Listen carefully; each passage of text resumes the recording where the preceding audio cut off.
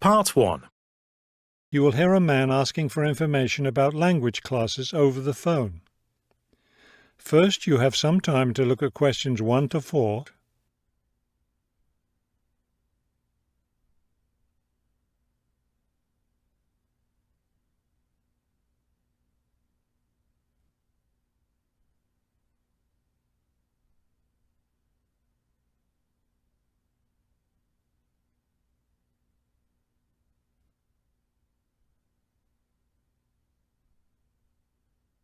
Listen carefully and answer questions 1 to 4.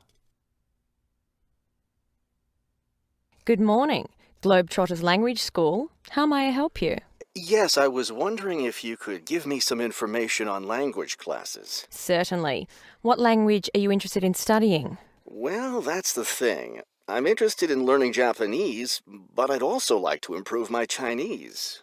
I don't know which to study right now. Maybe the class schedule will help you decide. Did you want to study in the morning, afternoon, or evening?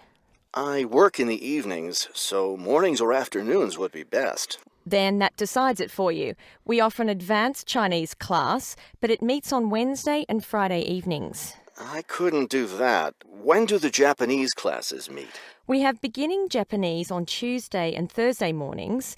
No, wait, that's intermediate Japanese. Which level do you want? Advanced? No, beginning, definitely. I know some Chinese and some French, but I'm a real beginner with Japanese. Well then, are you free Monday, Wednesday and Friday mornings?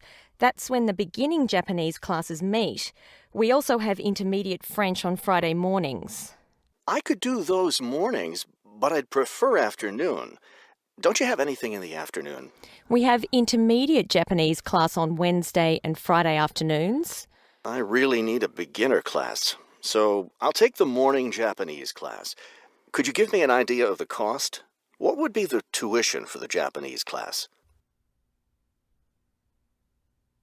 Before you hear the rest of the conversation, you have some time to look at questions 5 to 10.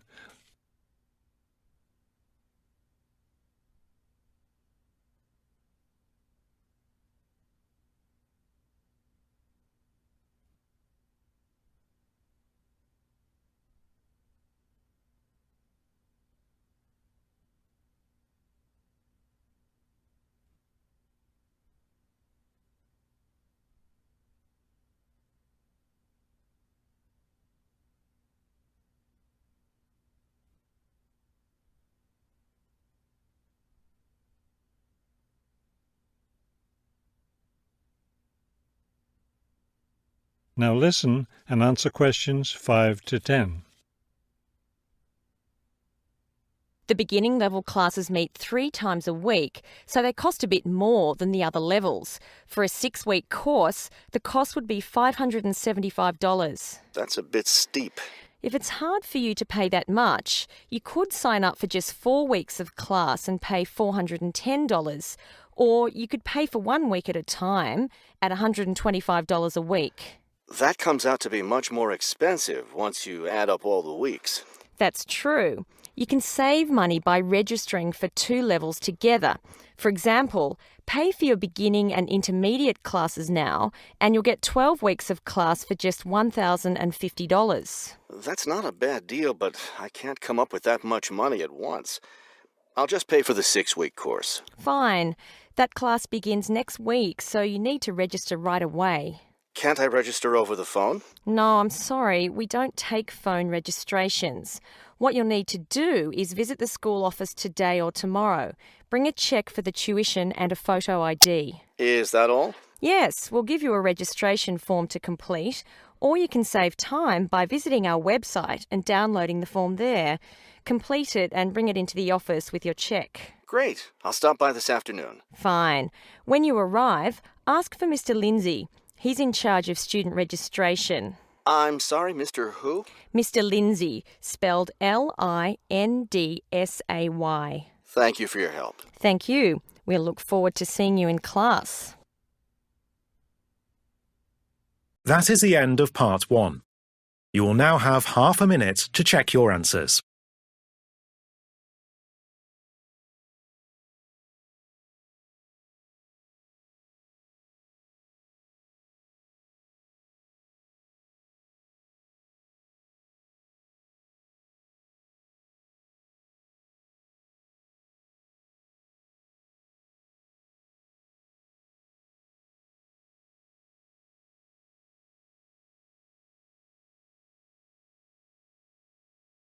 Part 2. You'll hear a talk about the waste collection in Baltimore. First, you have some time to look at questions 11 to 15.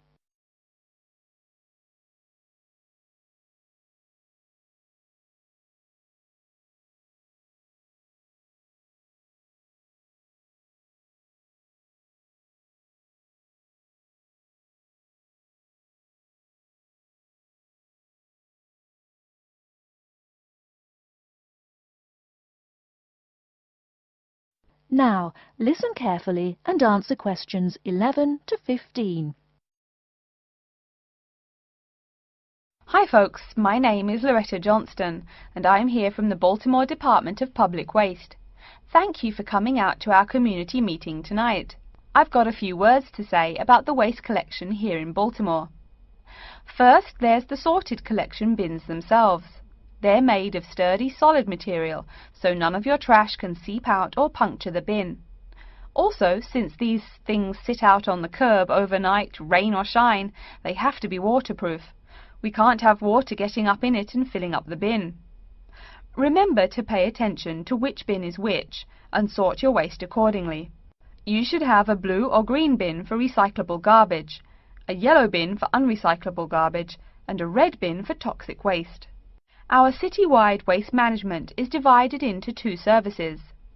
The first is commercial waste collection, or trash collection from buildings. The majority of building waste is paper, which goes in the blue or green bins. You'll notice in your office buildings there are signs that warn you not to overfill these bins. All that paper adds up, and an overflowing bin is infinitely harder for collectors to carry to the truck and empty. Aside from paper, another large source of building waste is metals. Metals such as tin and aluminium can be put in the yellow recycle bins, but metals like lead and copper should be disposed of in the red bins. These heavy metals are harmful to the environment and exacerbate our city's existing pollution problem. That's about all the information you need for building waste. Moving on to the second service, household waste collection is probably what you primarily think of when you think of what we do here. Many of the same guidelines apply, the sorting is the same, etc. Please remember to keep garbage like kitchen waste in a plastic bag. It makes collection easier and lessens the abominable rotten trash smell. Before you hear the rest of the talk, you have some time to look at questions 16 to 20.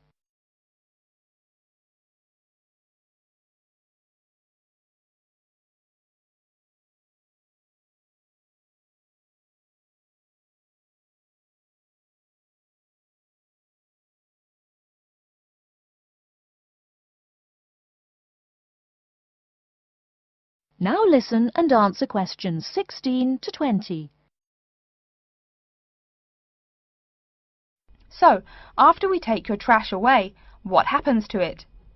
We take all the garbage to one of a number of garbage disposal plants, each of which is located in the middle of an open space of some sort. No one wants to have their home or office right next door to a waste disposal plant, right? Waste is collected and then disposed of once every 4 weeks. A lot of trash can build up in that time, so we're in the process of developing a plan to fund collection more frequently. Ideally, it would be collected weekly, but we will likely have to settle for bi-weekly. The garbage trucks make their rounds to clear the bins at night in order to avoid traffic. I'm sure you've seen how much waste your own household produces in a given week. Now imagine all the trash produced by all the households in Baltimore. It's a lot, right? It may surprise you that this amount is only marginal compared to commercial waste. Yep, the main waste producers are actually businesses, industrial facilities, retail and offices. Hard to believe humans produce that much waste, right? No wonder we have pollution problems. Anyway, after all incoming waste is sorted, recyclables are sent to a recycling plant, while garbage and toxic waste are transported to their respective areas of the plant for treatment. Items such as stones, which should not be disposed of in our bins, are separated out and discarded. Once the trash has undergone the treatment process, it is compacted and disposed of with all the other trash, And finally, when the landfill space is full, it is buried deep underground, and in time, something new is built on the land. That's everything about waste collection. Thank you for listening. Are there any questions? That is the end of part 2. You now have half a minute to check your answers.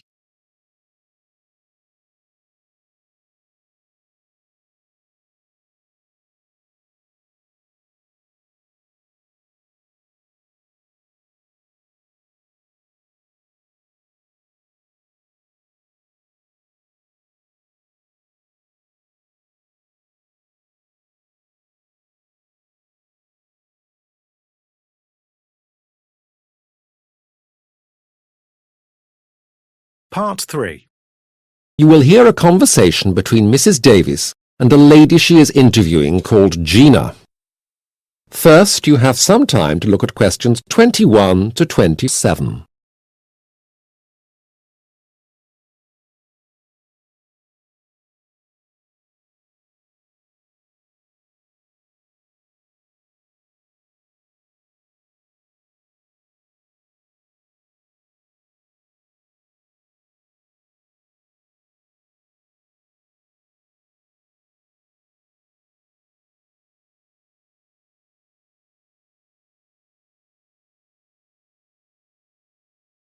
Now listen carefully to the talk and answer questions 21 to 27. Mrs. Davis, hello. Can I see you for a moment? Gina. Hello. Hello, Mrs. Davis. It's about the job as assistant in the language department.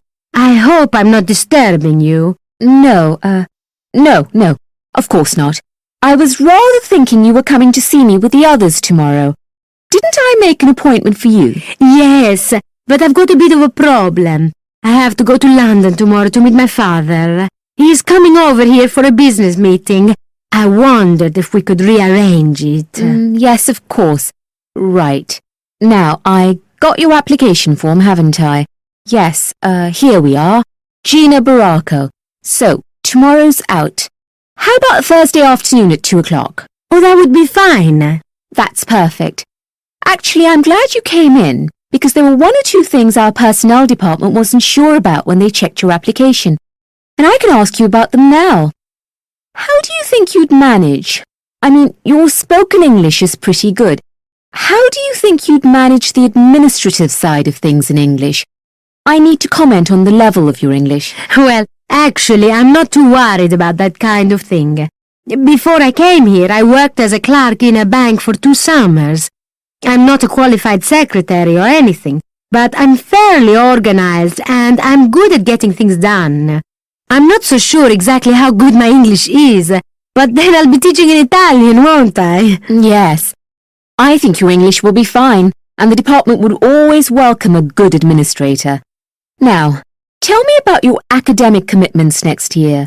You've applied for a place on the master's scheme, haven't you? How would you fit that in with your work for us?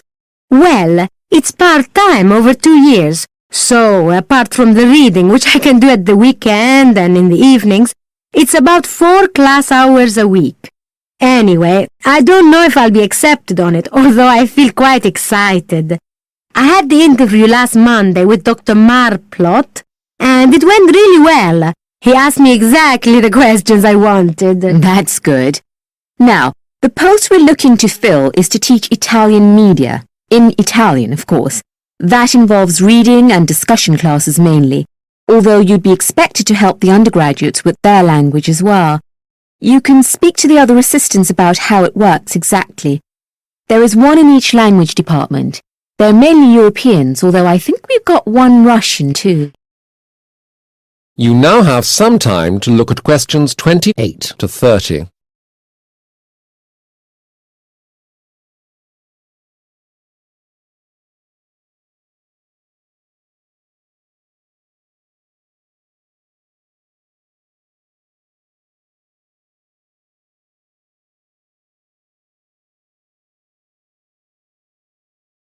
Now listen to the rest of the conversation and answer questions 28 to 30. Can I ask something? Of course. Well, I I think one of the biggest problems for me is going to be money. I get a tiny grant, as you know, and my parents are not rich, so I need to know how much I'd be paid. Of course. Well, the pay is not great. It works out at £150 a week. But the good thing is, you wouldn't have to pay tax. Oh, and you'd be able to keep your college accommodation if you wanted to. That would be cheaper than living out. Yes. Oh, that sounds fine. Well, as you know, I've got to see the other 2 applicants tomorrow. Then it'll take a week or so to discuss everything with Dr. Santini, the head of Italian. I expect we'll know in a couple of weeks, okay? We'll let you all know then. Oh, thank you very much, Mrs. Davis. Not at all, Gina. Thank you. That is the end of part 3. You now have half a minute to check your answers.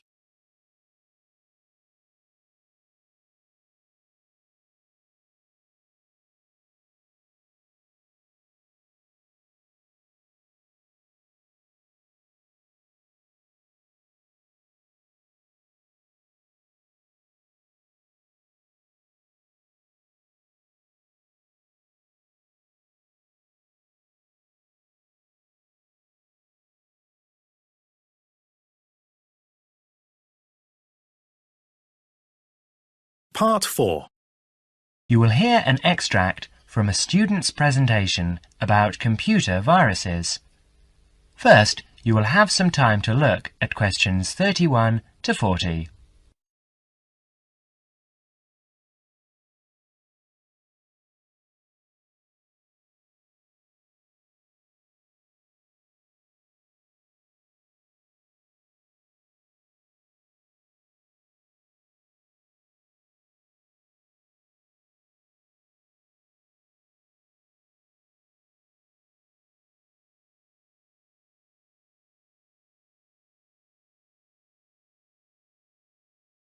Now listen carefully and answer questions 31 to 40. Well, good afternoon. Last week we were looking at the positive effects that computers have had on our society. This week we'll talk about one of the negatives, computer viruses. In today's session, John Upton will be sharing some of the findings of his research project. So, over to you, John. Thanks.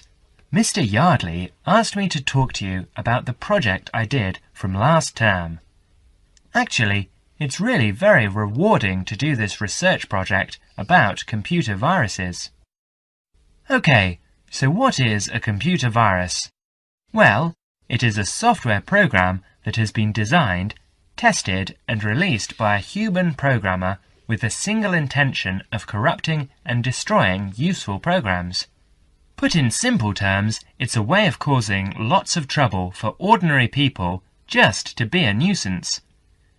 It's known as a virus because, although it's not a biological organism, it functions in a similar way, in that it seeks out a host, that is, a body in which to live and multiply, your computer, with the end result of destroying that host.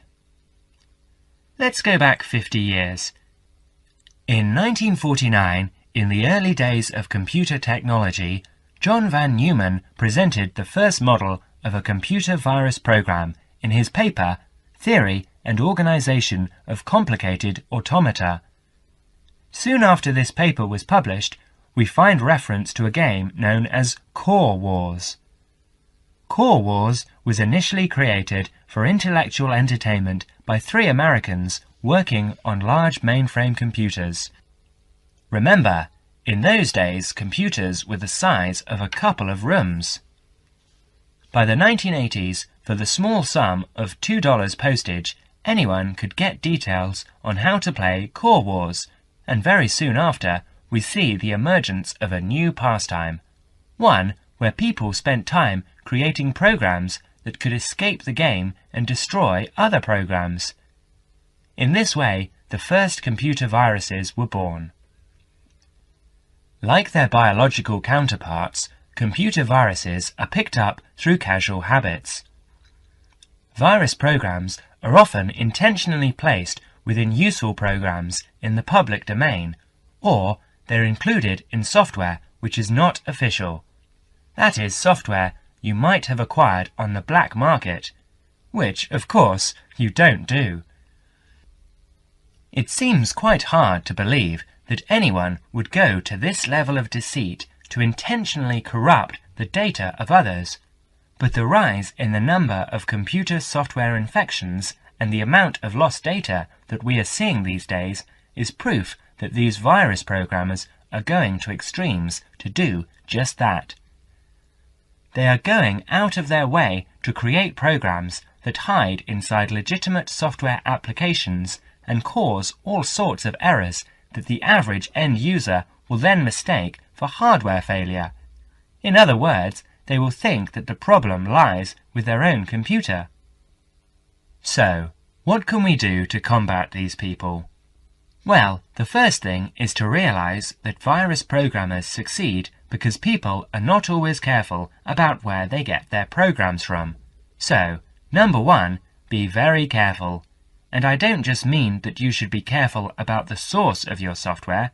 You also need to take care with emails and avoid any messages which are suspicious looking. For instance, a message that says, "I love you," or "Win $50. So, the second golden rule is avoid trouble. Now, there are other things we can do to protect ourselves. We can try to find out exactly how the viruses work, how they accomplish their aims.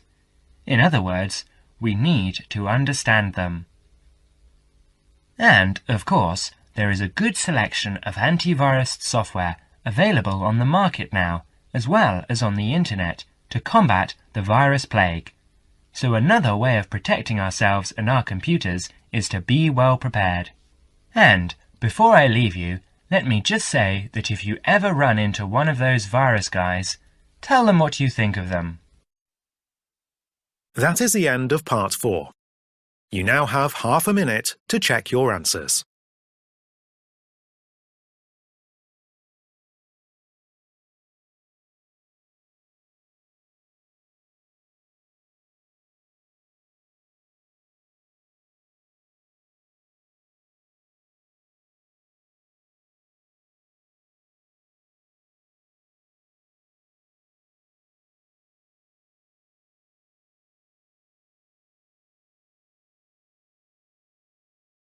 That is the end of the listening test. You now have 10 minutes to transfer your answers to the listening answer sheet.